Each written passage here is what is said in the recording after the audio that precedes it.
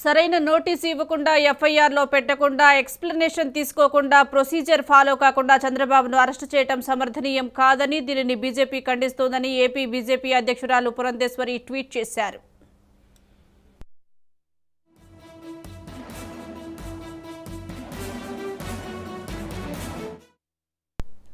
Breaking చూస్తున్నాం. సరైన నోటీసులు ఇవ్వకుండా ఎఫ్ఐఆర్లో పెట్టకుండా ఎక్స్‌ప్లనేషన్ తీసుకోకుండా ప్రొసీజర్ ఫాలో కాకుండా చంద్రబాబును అరెస్టు చేయడం సమర్థనీయం కాదని దీనిని బీజేపీ ఖండిస్తుందని ఏపీ బీజేపీ అధ్యక్షురాలు పురంధేశ్వరి ట్వీట్ చేశారు.